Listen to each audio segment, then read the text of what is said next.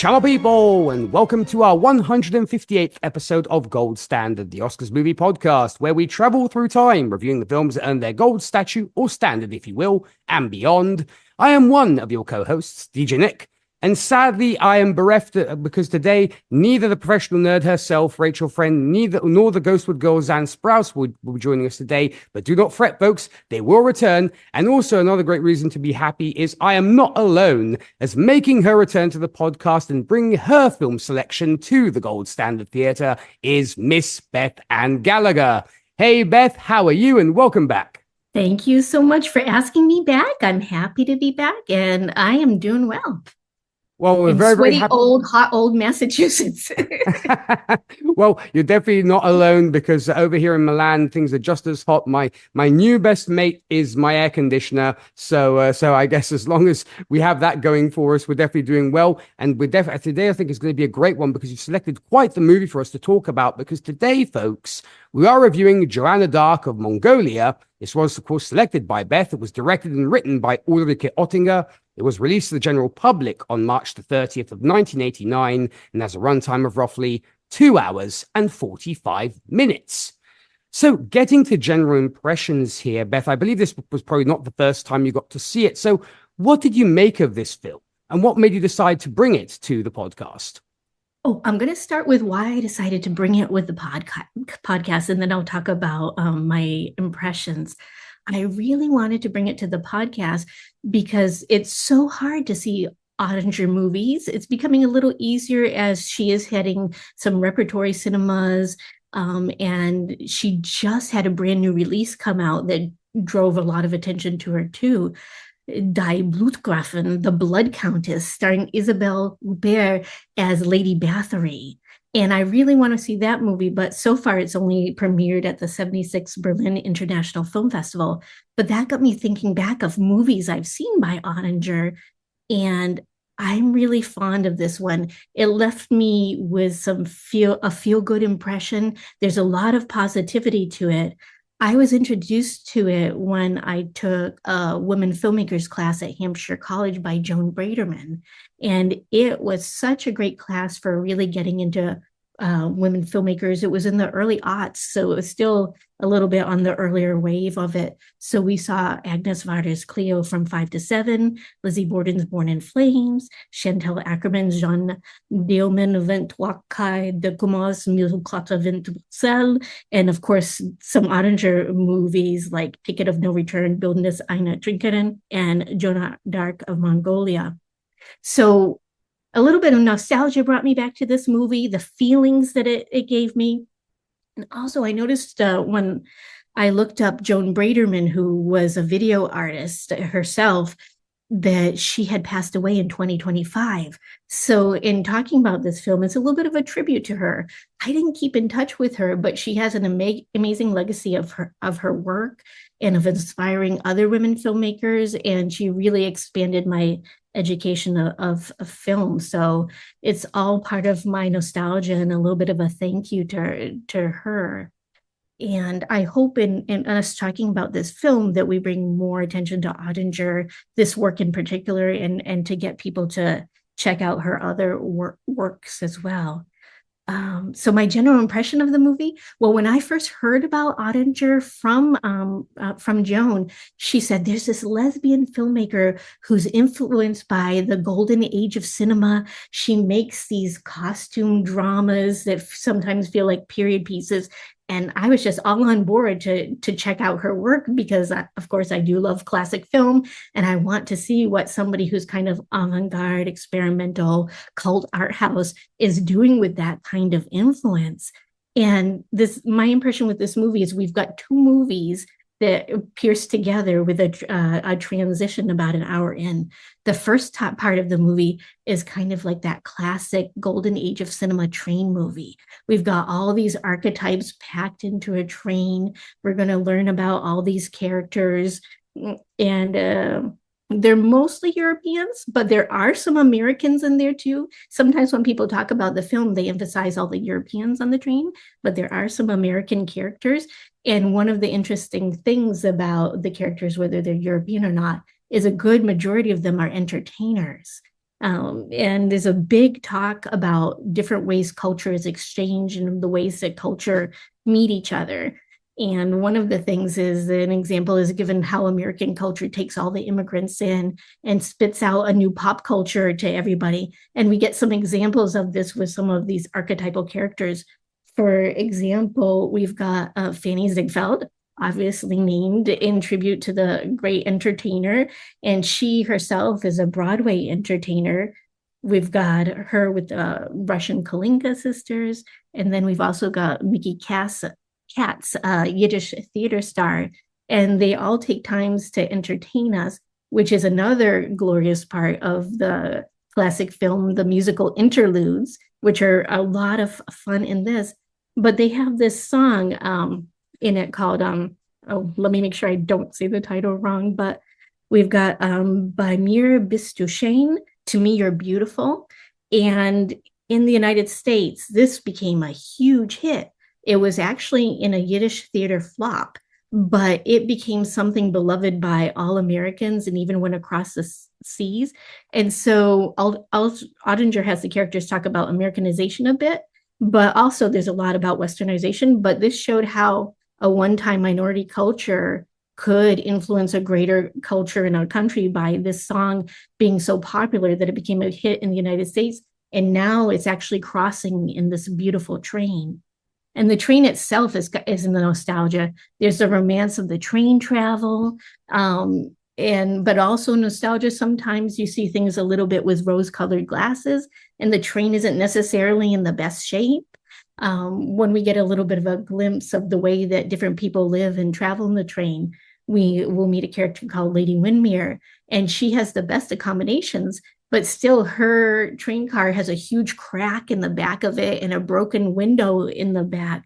So it's sort of glamorous, but a little bit shabby as well of what it is like being on this train.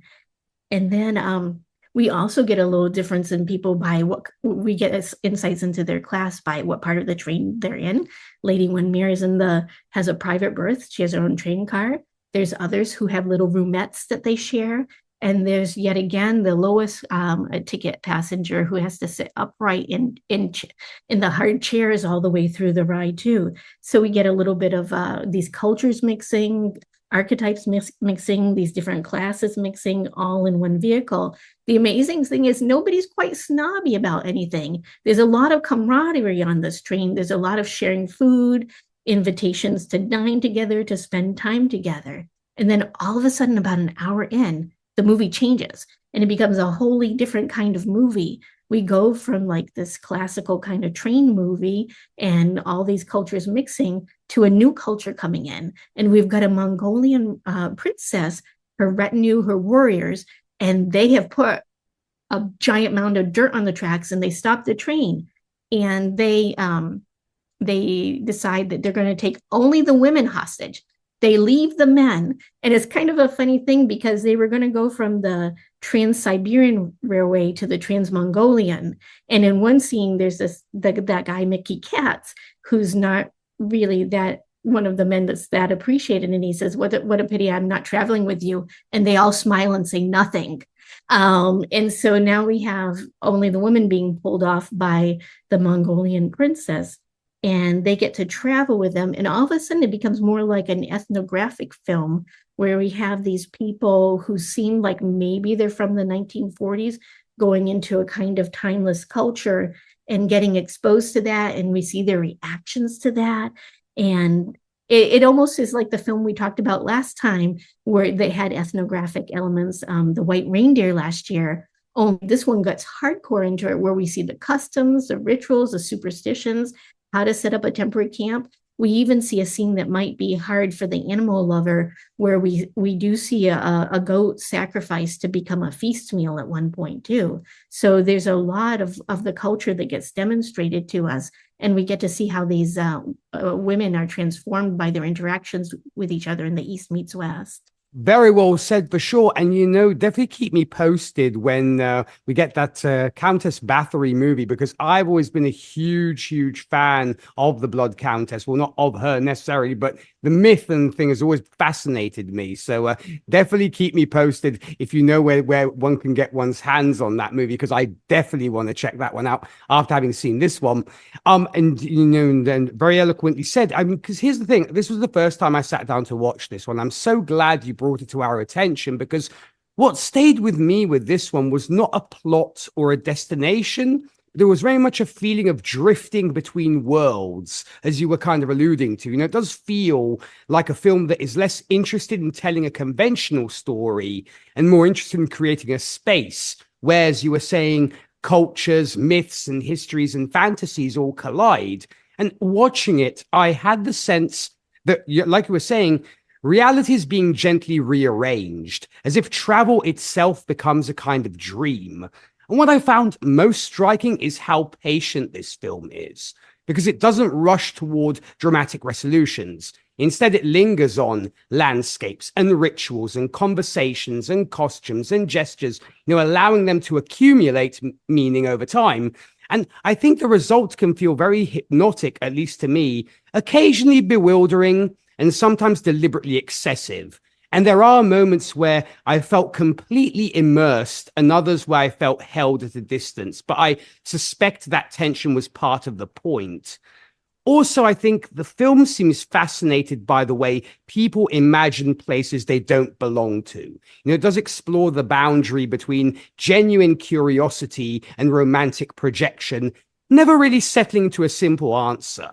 And I very much came away feeling that it's both enchanted by cultural difference and quietly questioning the ways that difference is viewed and collected and transformed into stories. Like you were saying, visually, this struck me as very lavish and theatrical, and the images often felt closer to a moving gallery exhibition than to mainstream cinema. There is very much a richness to the compositions that make even still moments feel alive. And the landscapes carry as much weight as any dialogue, very much creating a sense of scale that is both physical and symbolic. But more than anything, I think of it as a film about, like you were saying, crossing thresholds. Not just geographical ones, but imaginative and cultural ones as well.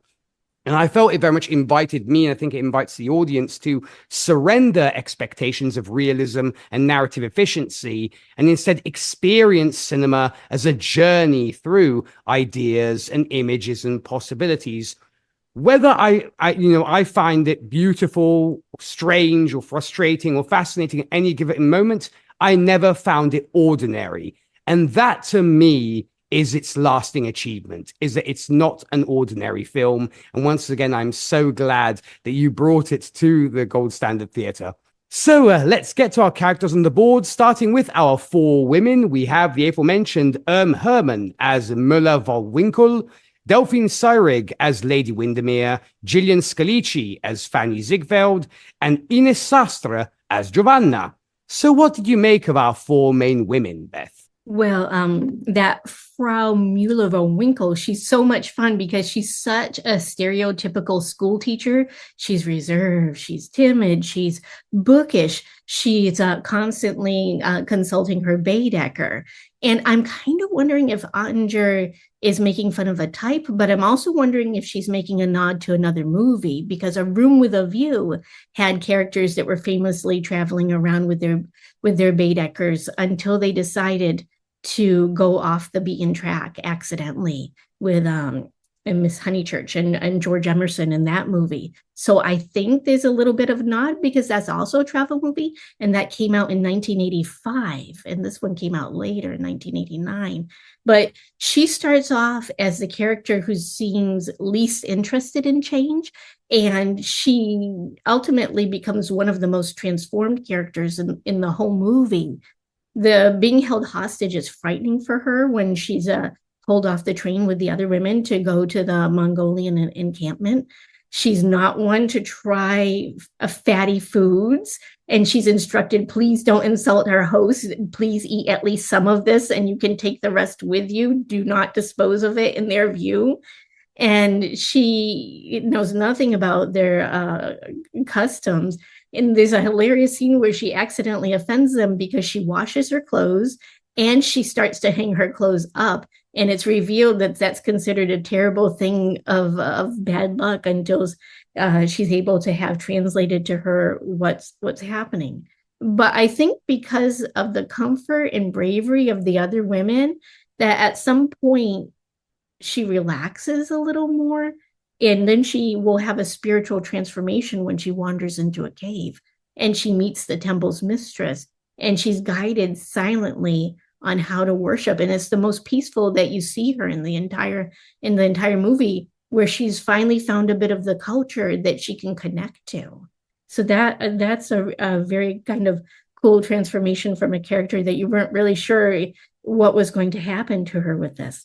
And then with the Lady Windermere, played by Delphine Seyrig, well, she's really if she was in a classic Hollywood film, this would be the Marlene Dietrich role. She's worldly, she's sophisticated, she's knowledgeable, she's a amateur anthropologist.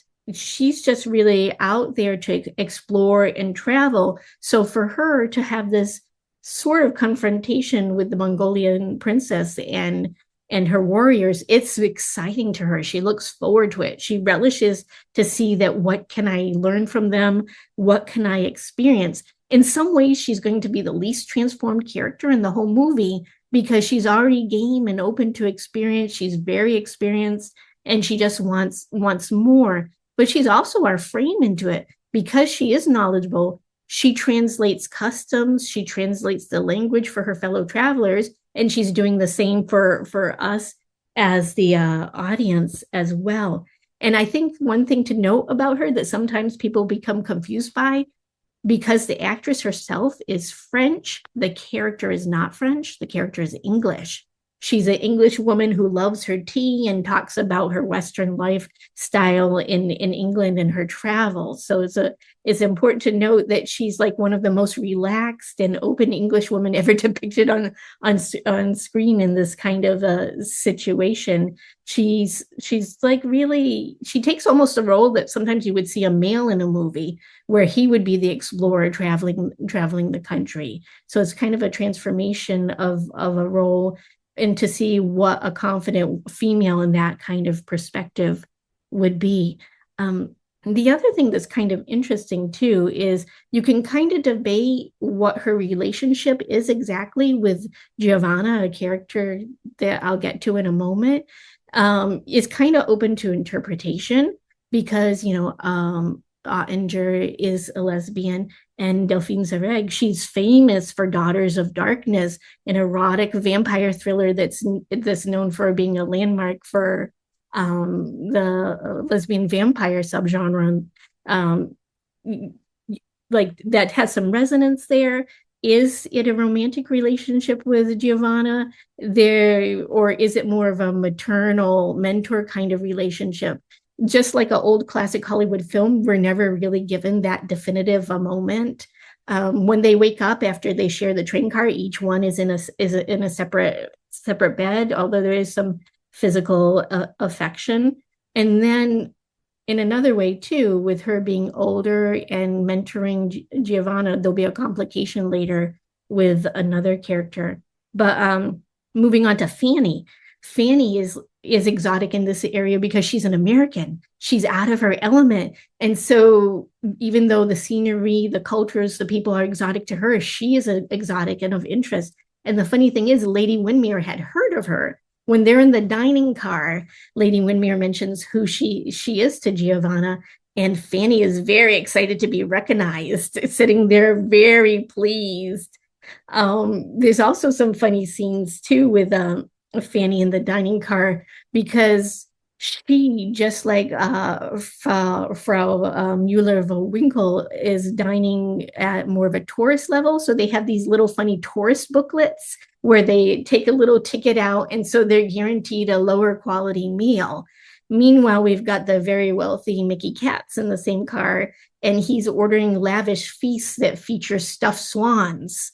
And so they're very excited for their little tourist meal they're going to share together, the Frau and Fanny. And then they discover that the train staff made an assumption and assumed that Katz would be Orthodox. and they've ordered an endless amount of prepackaged kosher meals.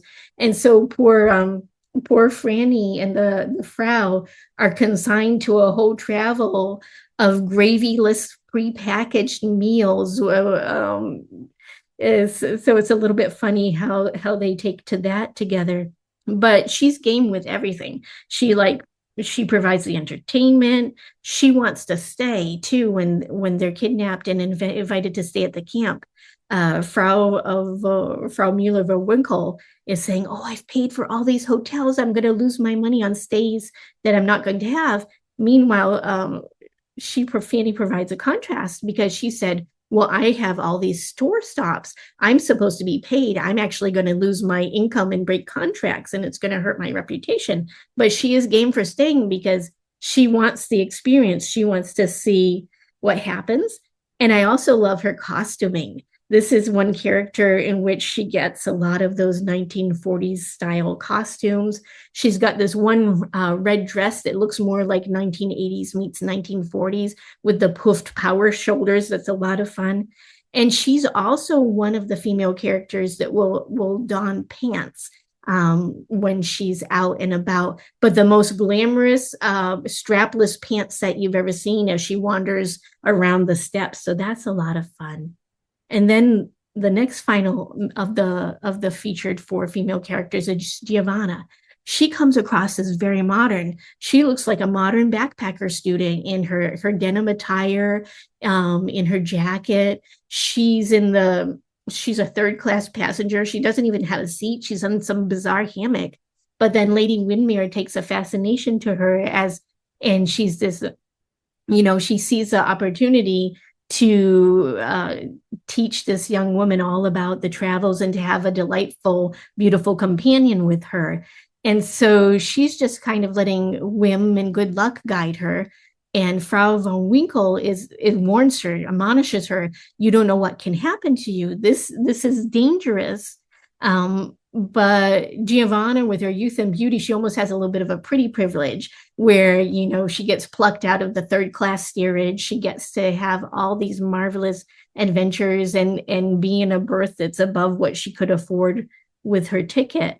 And she has a significant transformation too, where she starts to embody a little bit of the mixture of East meets West, because she is very influenced by the princess that she meets and very excited to learn more about the culture. So she goes first from Lady Windermere teaching her about the culture from the outside to getting inside the culture and learning it from it about the princess. And the princess takes her in as her special friend, which is obviously romantic. So she's embracing the East in all these different ways, physically, emotionally, educationally, all these different ways.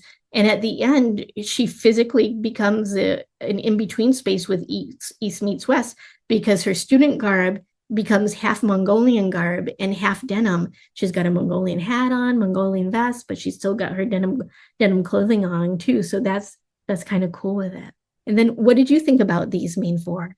I will say this first off, as I told you before, we got set down to record this. I was so surprised to even see Ines Sastre in a film, because for the longest time, I knew Ines as being obviously a fashion model, and she was very well known over here in Italy for that. So, and she'd make appearances here and there on TV shows, but obviously everybody knew her as Ines Sastre, the fashion model. So I was very surprised when it came to that, when the credits started rolling. But yeah, getting to these characters. First off, I also wanted to start with Frau von Winkle. She very much came across to me as one of the film's most quietly fascinating presences, because, like you were mentioning, Herman often had a gift for portraying figures who seem rigid, controlled, or socially defined, yet reveal these unexpected depths beneath the surface. I think in this film, she's embodying, a distinctly European bourgeois sensibility, very practical, structured, and initially anchored in familiar cultural assumptions. What I think makes her compelling is watching those assumptions, like you were alluding to, gradually encounter something beyond their normal frame of reference. I think her restrained style, the actress, helps ground a film that is otherwise full of spectacle and excess. Whereas Lady Windermere, by contrast, I think feels almost born from artifice and performance. She brings this elegance and self-awareness that makes the character seem simultaneously real and theatrical. Because she does carry herself as if she belongs to a world of stories and literature and cultivated fantasy. And in many ways, I think she seems to personify the film's fascination with travel as imagination rather than mere geography. Fanny struck me very much as one of the film's most playful embodiments of performance and self-invention, because she does contribute to the sense that everyone aboard this journey is presenting a better version of themselves, consciously or unconsciously. And I think this character very much helps blur the boundary between authentic identity and theatrical display. Whereas Giovanna, I think, very much brings a different quality altogether, because her presence definitely feels less burdened by history and self-performance than some of the others. There is very much, I think, a freshness and receptivity about her that allows her to function almost as a vessel for wonder. And in a film filled with strong personalities and elaborate cultural signifiers, I think Giovanna often feels unusually direct and open. What I did find especially interesting is how these four presences very much create a spectrum, because Müller-Wollwinkel very much represents order and social structure, Lady Windermere embodies cultivated theatricality, Fanny leans into performance and spectacle, and Giovanna suggests openness and transformation. So I think together they help create the film's unique atmosphere where cultural observation, fantasy, and self-fashioning are constantly interacting with one another. And I really enjoyed the performances from all of them, especially Ines Sastre, who I will definitely applaud for her performance. Speaking of fun performances, let's get to our Kalinka sisters. We have Jacinta as 1, Else Nabu as 2, and Sivimbike Elbe as 3. So, Beth, your thoughts on our very colorful Kalinka sisters? Well, one of the fun things about them is they're often there, but unless they're singing, they don't often speak. They're almost a little bit often like this amazing trio, this girl group who provide entertainment on demand when it's time for it, but also they have such style.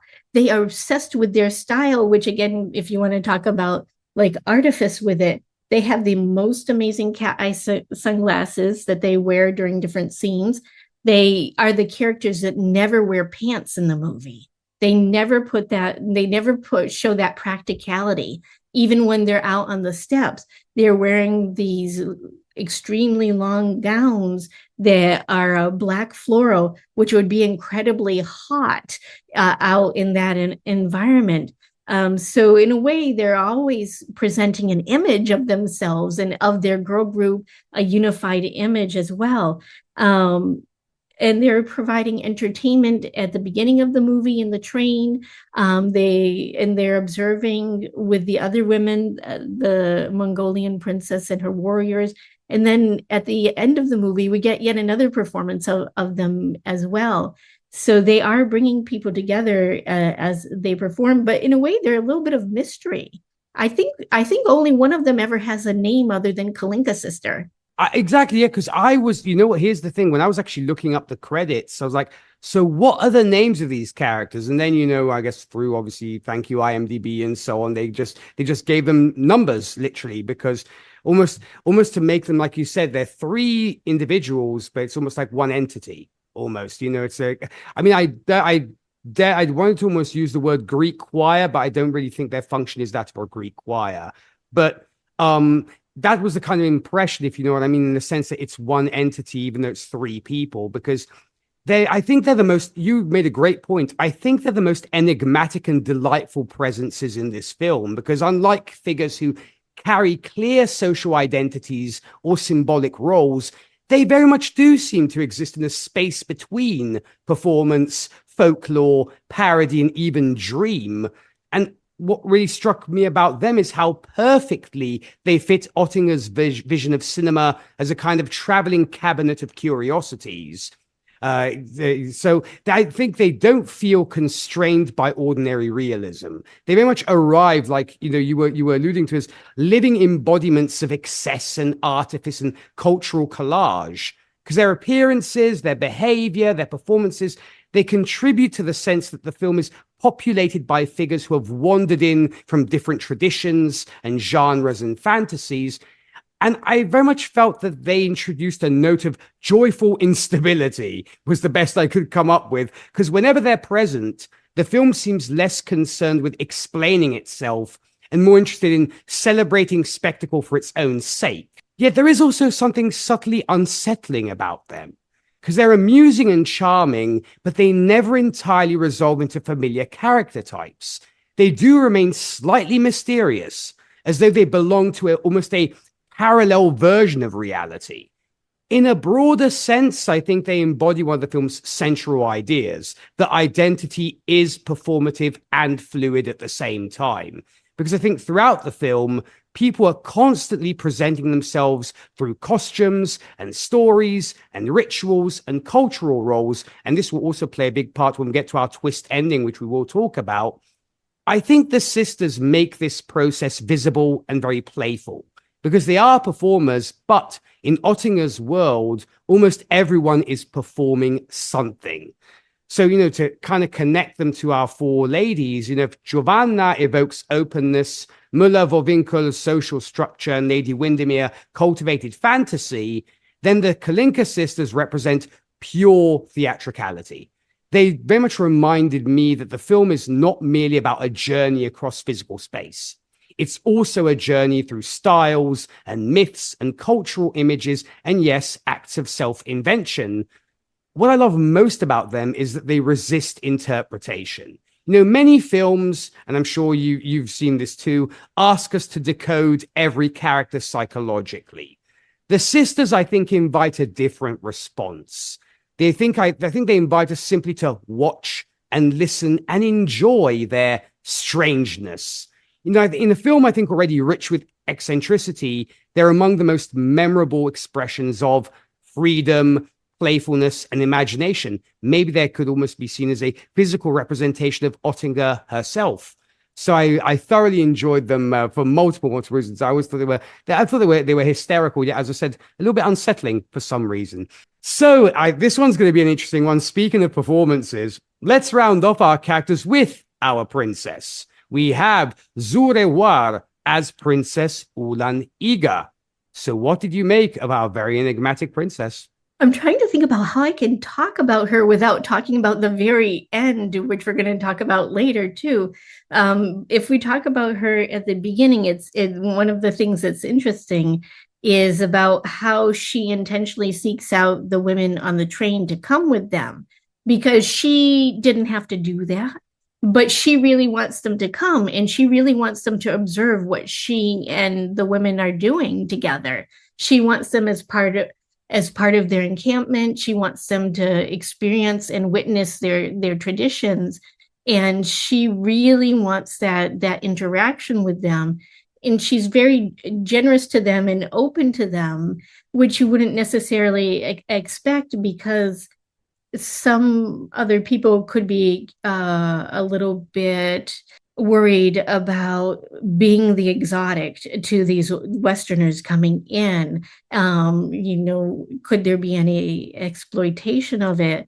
But because this is such an optimistic film of it, it's just when they come together and when she has them observe and when she has them participate, it's just truly beneficial for all of them.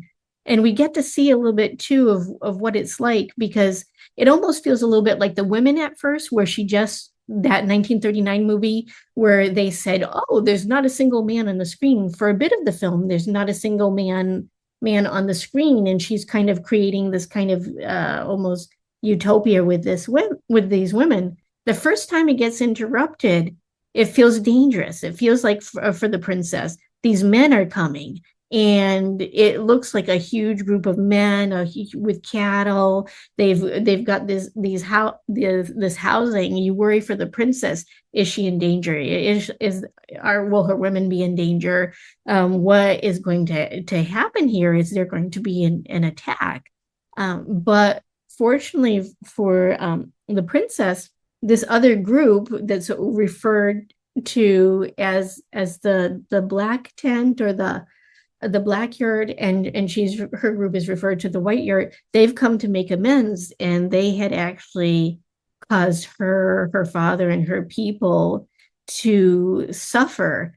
When her father was ailing, they actually pillaged her people's animals and belongings, possessions, homes, and they have had nothing but bad luck. And we get a little bit of the mythology with the talk of 777s, so many sevens, while they talk about what would be good fortune and what is bad fortune, but everything bad has happened to these other people since they harmed her family and her tribe. And it's actually a beneficial thing. They leave with gifts after they've gone and like made a compact to be peaceful with each other again. And then this disruption by the men is done. Like filmmaker John Ford used to say, I don't like having a woman on screen. She always disrupts the action. But in this part of it, it's the men who disrupt the action from a moment. But it's still fascinating because we get to see what these rituals are that are involved with making peace with the Mongolians.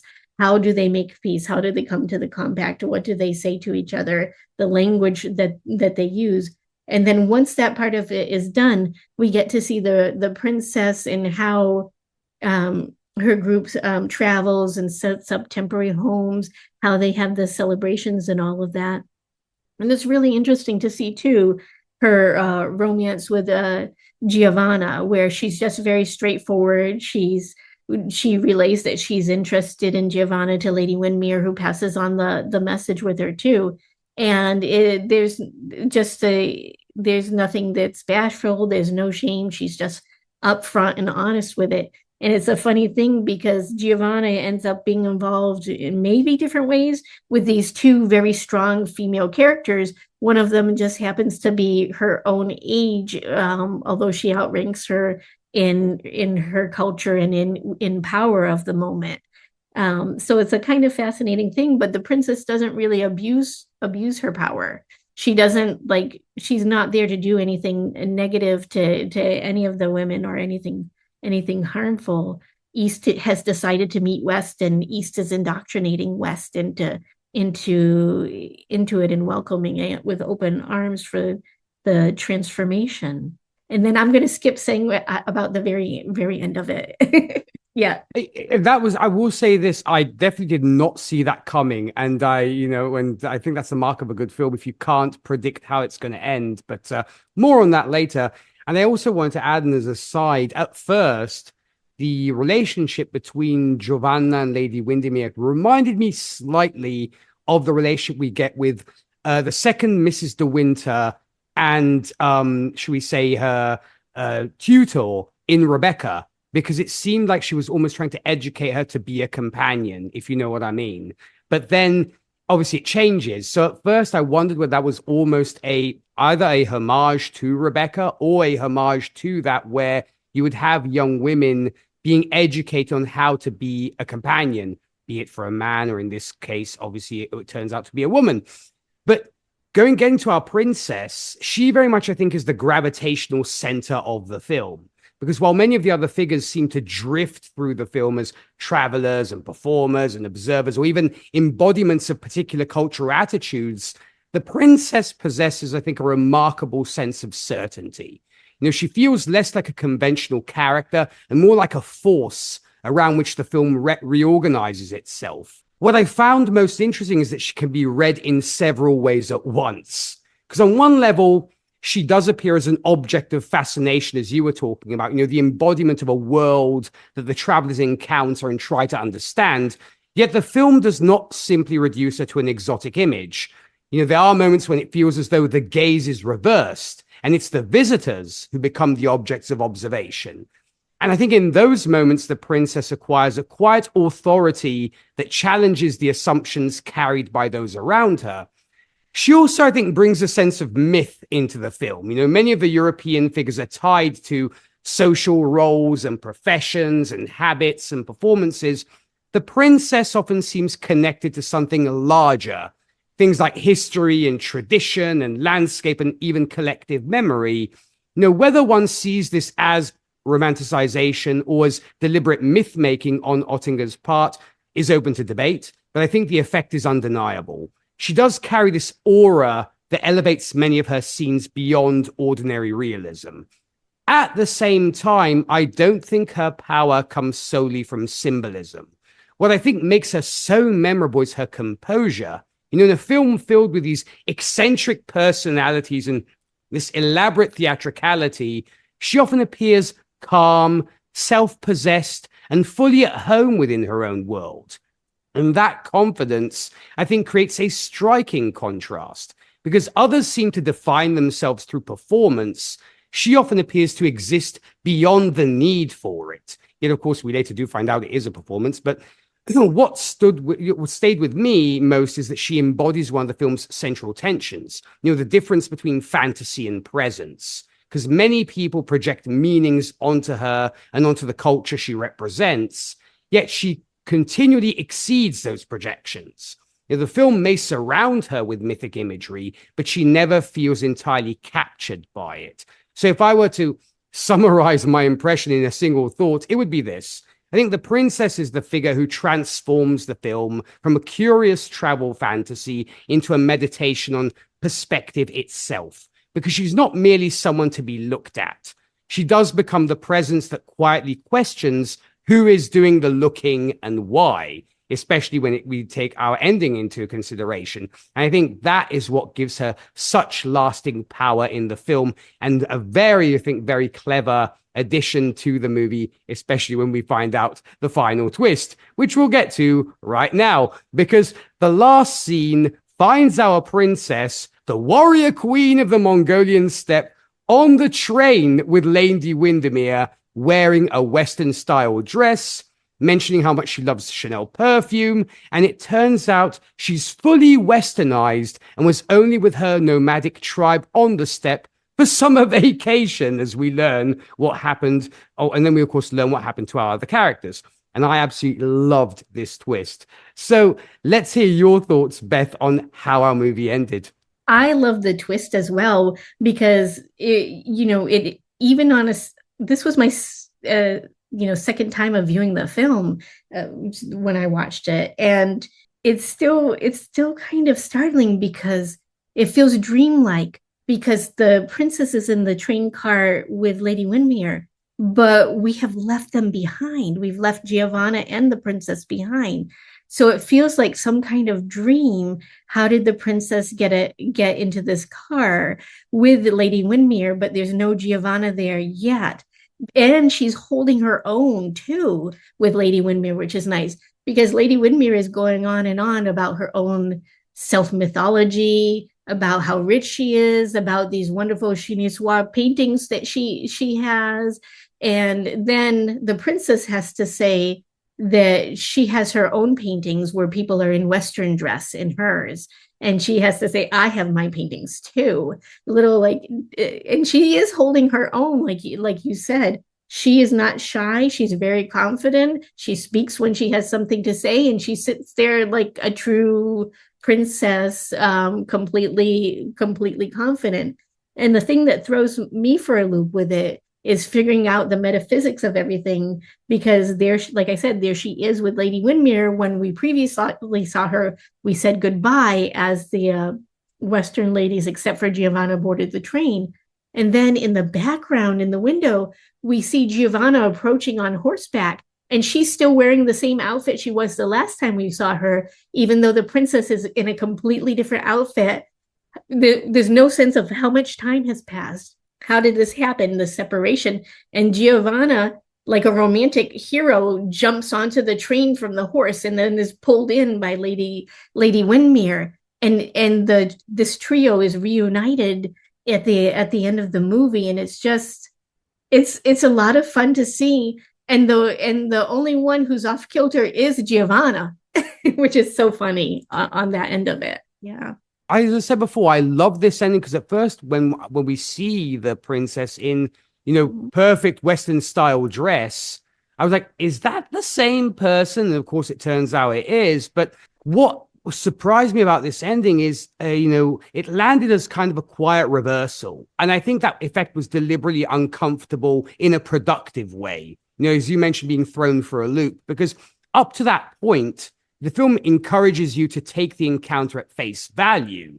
The sustained meeting between European travelers and a nomadic world that feels distant, staged, and almost mythic in its presentation. You do settle into that structure. One side observes, the other is observed. And even when the film plays with theatricality, it still feels like there are distinct cultural worlds being crossed. And then the ending pulls the rug slightly, because seeing the princess back on the train in Western clothing, I think very much reframed everything. Because the figure who seemed to anchor the idea of an untouched, sovereign other world turns out to move easily between contexts.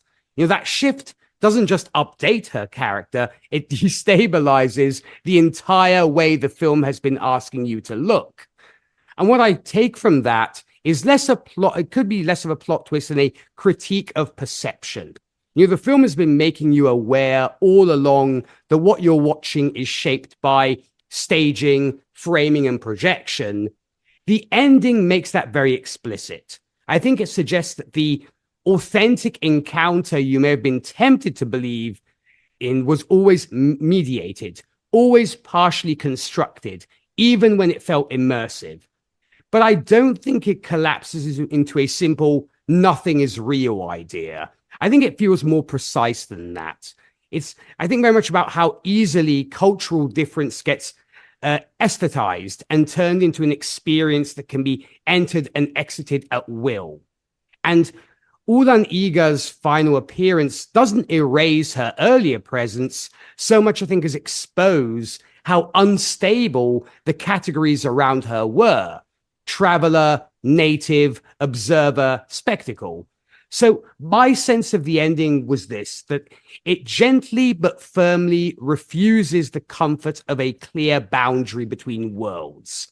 I think it leaves you with the uneasy realization that what looked like an encounter with alterity might also be a circulation of roles and costumes and expectations. And once that possibility is visible, it changes how the entire journey sits in memory. So, as I said before, I very much applaud Ulrike for doing such a great job with this ending, which is why, you were mentioning earlier, wanting to seek out more of her films.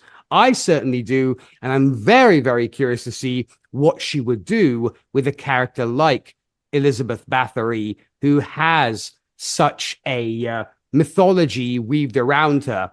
Some might say it's true, some might say it isn't. I mean, I doubt she actually bathed in blood, but apparently the things that she did were not particularly nice, to put it mildly. But I'm very curious to see what somebody like Ulrike could do with a character like that, seeing what she did when it came to Mongolian Princess. So I guess then, did you have anything else you wanted to add when it came to the ending? If we're not, we can get to if we were the Academy. Yes, I just want to say I do think that Ottinger kind of tricks us with what's real and not real. Just to go back to how the first half of the movie, everything is obviously a set. Even the train stations they pass look more like theatrical sets than train stations.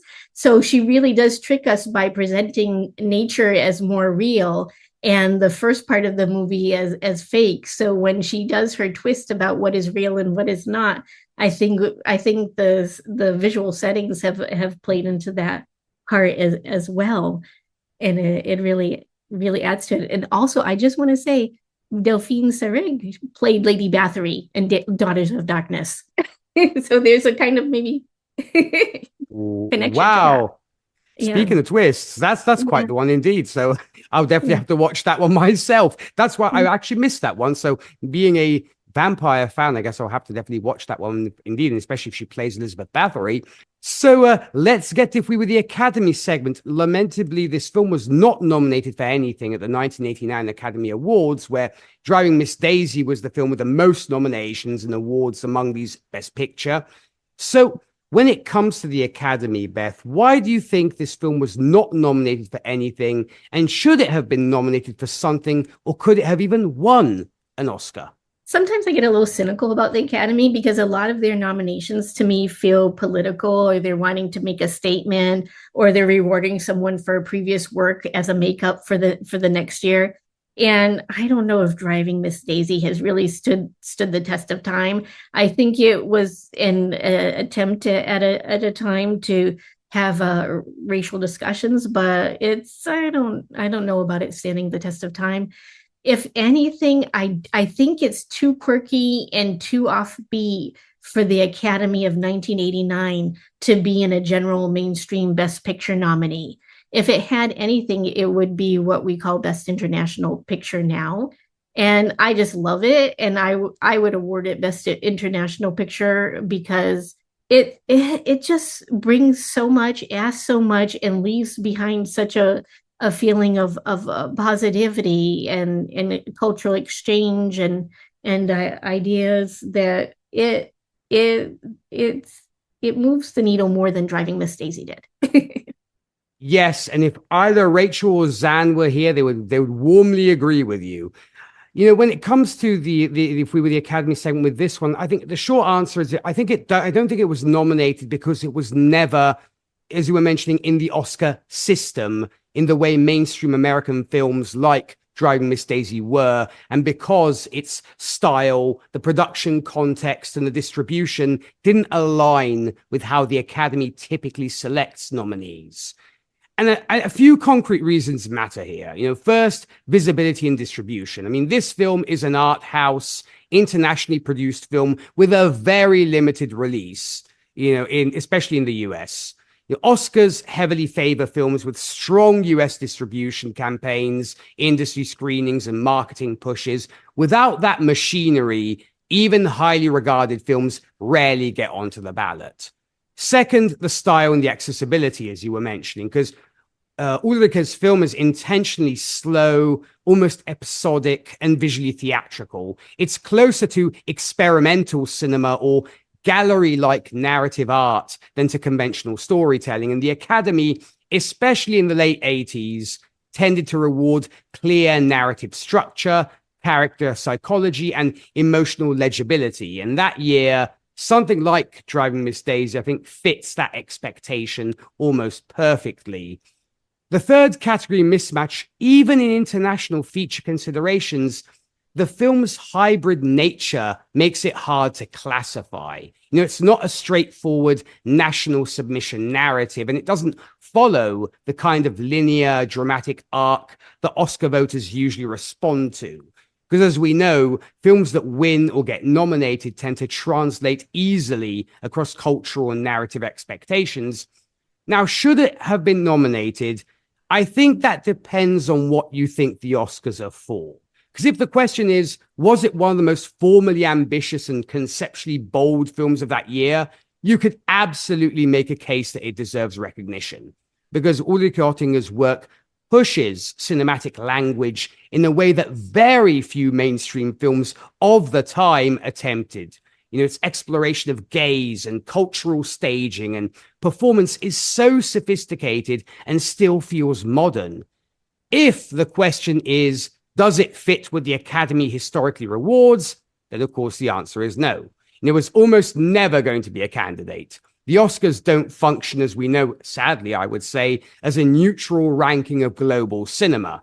They do reflect a specific industry taste shaped by accessibility, narrative clarity, and campaign visibility. Could it have won?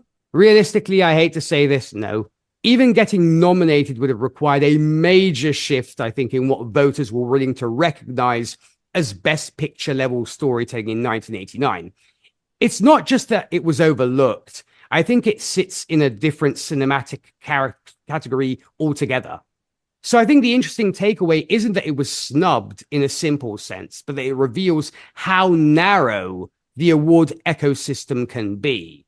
Films like this don't compete on the same track as Oscar favorites, sadly. That is a limitation of the Academy. And they're often not in the race at all because they're running a different kind of race. It's like one is doing long jump, the other's doing track. So it's like, they're just two different categories, which is very sad. And I think it maybe is a criticism towards the Oscars. They should be more open-minded, possibly.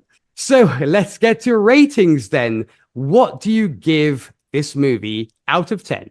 Oh, goodness. I always have the hardest time with ratings because I like the movie a lot. Let me think about it. But it's so hard for me to give anything a 10. I think, even though I like it a lot, I'm going to give it an 8. I'm going to give it an 8 because I really like it, but I don't know.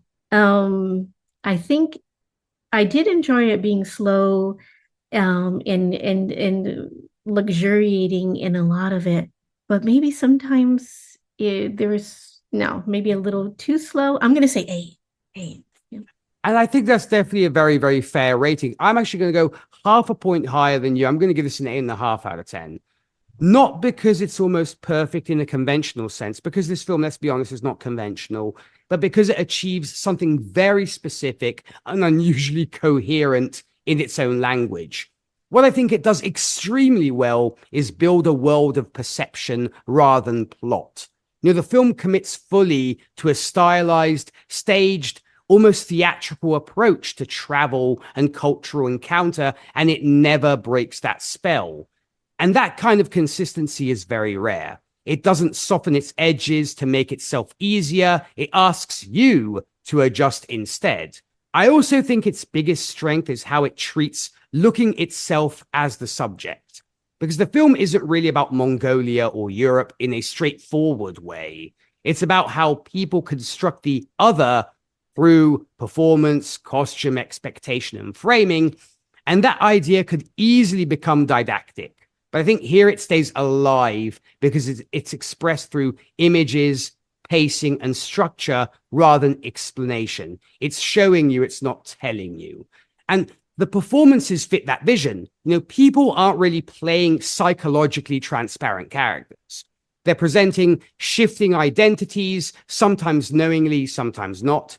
And that creates a strange balance between satire, beauty, and unease that holds surprisingly well over its long runtime because, let's be honest, this movie is almost 3 hours long, and being able to play with that runtime and do it well, it does take a master craftsman, in just like Ulrike is. Where it loses points for me is also tied to that same approach, though, because the deliberate slowness and repetition can feel draining, especially if you're not fully in sync with its rhythm. There are stretches where the conceptual intent is clear, but the emotional sensory variation thins out a bit. It's not incoherent, it's just intentionally unrelenting. And I'd also say it's a film that won't convert skeptical viewers. It doesn't offer many entry points if you're expecting traditional character arcs or narrative payoff. That limits its reach, even if it is part of its artistic identity. So I think my score reflects that balance. It's not trying to be universally accessible, but within its own aims, it's bold, it's controlled, and distinctive enough to stand well above most films that year in terms of formal ambition. And I was also thinking about this when we talk about if we were the Academy, because if you put a movie like this next to other major 1989 films, makes the contrast pretty sharp. Because it wasn't competing on the same artistic assumptions at all. You start with the obvious heavyweight of that year, talking Drive Miss Daisy. That film is built on clarity, a linear story, recognizable emotional progression, and character relationships that evolve in a readable, reassuring way. It's engineered for accessibility and broad consensus. I think that's a big reason it worked so well with the Academy and general audiences. Oettinger's film, by contrast, almost avoids that kind of emotional handrail. It's not trying to guide you toward agreement or resolution. It's asking you to stay inside ambiguity and spectacle instead. Excuse me. And then you have something like Dead Poets Society that came out that year. That one also leans into emotional clarity, but it's more inspirational register. It's structured around uplift and mentorship and a fairly direct emotional payoff. Again, very legible storytelling. Ottinger doesn't build toward catharsis or transformation in that sense. I think, if anything, it resists clean emotional resolution altogether. Every genre film, or every genre, even genre films from that year, like Indiana Jones and the Last Crusade, show that contrast. I think of Spielberg's film is also about travel and encounter with other spaces, but it's tightly plotted, it's rhythmically paced and designed for continuous momentum. Whereas Ottinger slows everything down, she fragments it and repeatedly interrupts narrative drive with these tableau-like sequences. Both are about journeys, but they treat time and attention in completely different ways. And I think what makes this film interesting in that landscape is that it behaves more like contemporary art cinema than narrative cinema, even compared to most international films that year. And it's closer in spirit to, as we were mentioning earlier, gallery installation, ethnographic collage, or performance art documentation than to anything competing for Oscars or box office dominance. So in that context is why I give it an 8.5. But with a clarification, it's not an 8.5 compared to Hollywood 1989 cinema. It's an 8.5 on the scale of formal ambition and conceptual execution within experimental narrative film. Against mainstream 1989 releases, it's almost not in the same category of judgment at all, which is why I understand you having difficulty rating this one.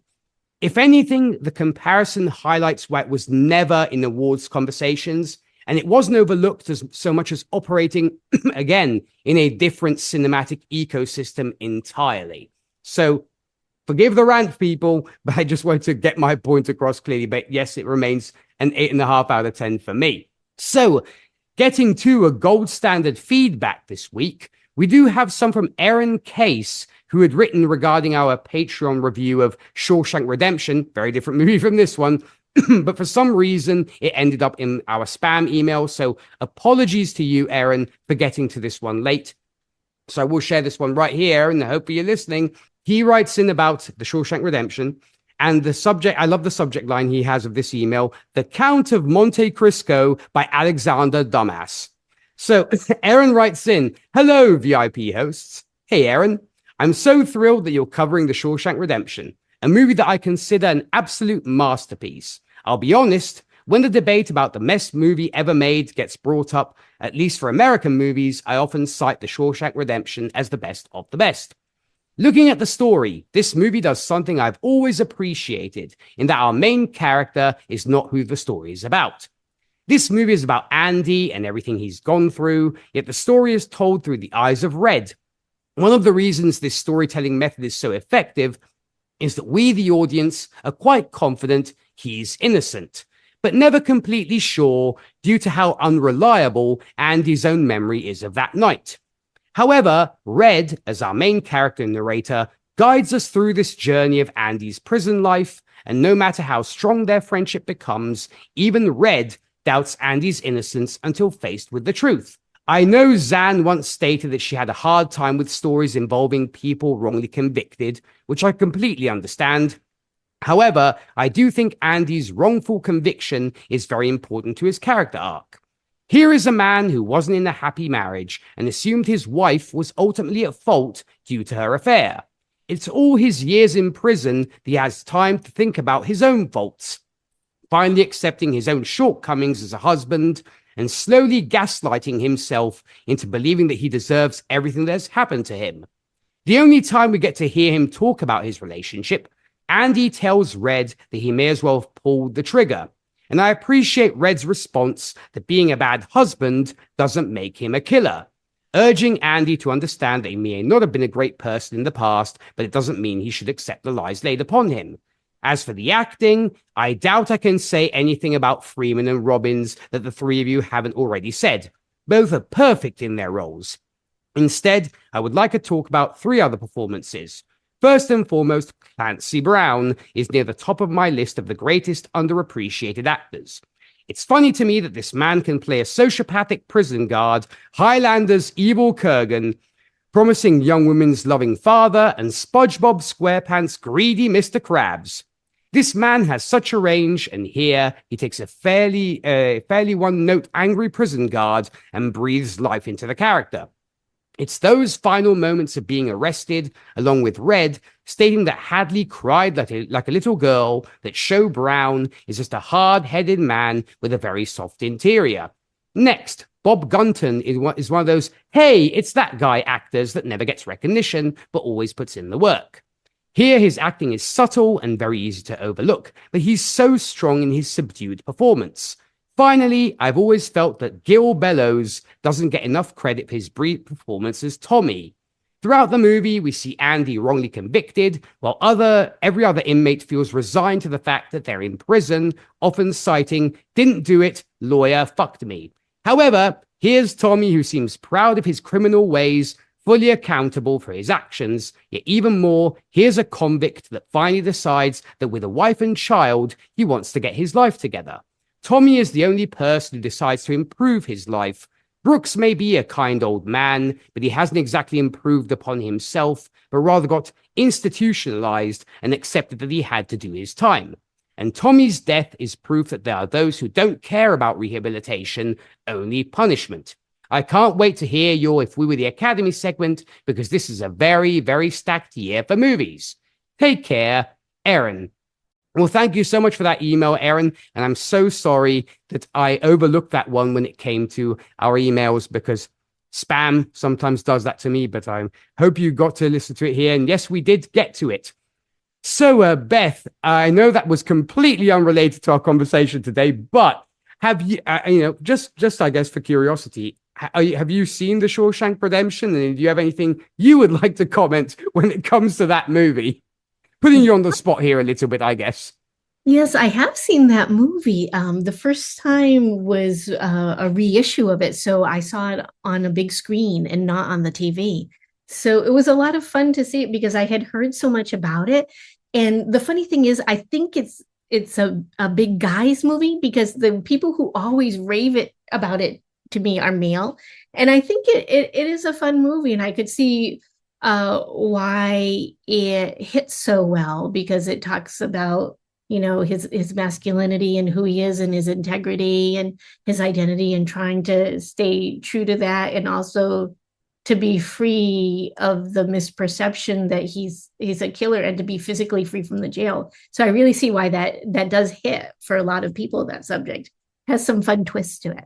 Oh, it most certainly does. And as we'd mentioned actually on the Patreon review of said movie, it's for a lot of us, I mean, at least the three of us, it's probably one of the best adaptations of a Stephen King novella. So, and funny enough, obviously, Frank Darabont, who directed this film, also directed The Green Mile. So clearly the man knows what he's doing when it comes to Stephen King adaptations, at least when it comes to the non-horror stuff, because of course you can throw in Misery, which is another fantastic film, rest in peace, Rob Reiner, of course. And that was absolutely brilliant. But yeah, thank you so much for that, Aaron. Definitely appreciated it. And of course, dear listeners, if you want to share your thoughts on the films we discuss here, you can do so by shooting an email to goldstandardoscars@gmail.com. Once again, goldstandardoscars@gmail.com. Feel free to follow us on our social media. You can find us on X at Oscars Gold, Facebook as Gold Standard The Oscars Podcast, and also Blue Sky, where we're also at Oscars Gold. Love hearing from you guys and appreciate the follow and the support. Also, if you'd like to hear us discuss your favorite movies, you can join our wonderful family of patrons on Patreon, just like Aaron, and check out what we have going on there. Of course, you also get to unlock our previous reviews of such films selected by our patrons, such as recently The Shawshank Redemption, Finding Neverland, Prey, Captain Phillips, and many more. So to join our golden army, head on over to patreon.com/goldstandardoscars, and a big thank you to our wonderful patrons for their support. Speaking of which, in July, our patrons have selected Godzilla -1 for us to review. Another genre change there. I know Zan's very excited about that one. So be sure to check that out, of course. And regardless of the platform you're listening to this podcast on, be sure to rate and review us, as that keeps the algorithm stimulated. And believe you me, folks, that algorithm requires a lot of stimulation. And of course, it allows our little show to reach more like-minded ears like yours. Tell your friends, tell your enemies, tell your pets, tell your princesses. We don't care. Just spread the good word. Big thank you to those who have done so. Future thank you to those who will. So, Beth, when you're not here bringing these fantastic films to the Gold Standard Theatre, where can folks find you on the interwebs? Sure, they can find my blog, spellboundwithbethann.com. It also has an Instagram, spellboundwithbethann. And then I do still tweet and I skeet as really Beth Ann. Fantastic stuff. Well, folks, definitely be sure to follow Beth Ann on all the great things she has going on, because believe you me, she's a fabulous blogger and also has really great thoughts on everything. So definitely be sure to hit her up indeed and follow her. When it comes to my missing co-hosts here, you can find, of course, Rachel Friend with the Five-ish Fangirls podcast. They are a geeky and nerdy podcast where they discuss all sorts of geeky and nerdy properties from the female perspective, because as Rachel says, fangirls are real fans too. So, of course, be sure to head to their website. That's the fiveishfangirls.com, where, of course, you can also then connect with all their personal social media accounts as well. When it comes to Zan, you can, of course, find her and our mutual friend Charles Skaggs on the Drunk Cinema podcast, where her and Charles have their favorite beverages, have adult conversations, and literally discuss movies for your entertainment. And of course, if you want to connect with her on social media, your best bets are TikTok and Instagram, where her handle is Udnax19. When it comes to myself, you can find me hosting, at my day job, hosting the radio show Whiskey and Cigarettes, where we play the very best and nothing but the best of country music for you guys, from Alabama to Bailey Zimmerman. And for more information about that, you can visit our website, which is whiskeyandcigarettesshow.com. Podcast-wise, if you're fans of those superhero movies, you can find myself and Keith Bliss on Happiness in Darkness, the superhero movie podcast, where we do discuss any and every superhero movie under the sun and beyond. Speaking of the 80s, we recently reviewed Supergirl, from then, of course, starring Helen Slater, among others. Coming up next, what are we reviewing? Of course, we're reviewing Supergirl from 2026 this time. So it's going to be fun. That's definitely going to be fun. As of this recording, I'm off on Monday, tomorrow, to go and see it in the theaters. I'm very excited about that. And last but certainly not least, you can find myself and that Charles Skaggs guy on the Fandom Zone podcast, where we're currently reviewing the first and so far only season of Spider Noir, and having a great time doing that. And speaking of things to come on this show, excuse me, next time, as our wait for the 99th Best Picture to reveal itself continues, we will be reviewing a movie that I selected, and that will be a very, very big shift change. It will be the 2014 David Fincher film, Gone Girl, our second film, of course, of his on this podcast after Seven. So first off, Beth, thanks so much for joining us today. It was a joy having you on. And of course, I'm sure I speak for Rachel and Zan when I say we look forward to having you back with us again for more of your movie selections. Thank you so much. It was a pleasure to return and to chat movies. The pleasure was certainly ours, of course. So, dear listeners, we will see you next time with Gone Girl, and on Patreon with Godzilla -1. Until then, enjoy those movies. Keep that popcorn hot. Big thank you, of course, to Beth Ann for joining us today. Big thanks to Erin for writing in. And an all-round thank you all so much for the privilege of your time. Ciao, my people.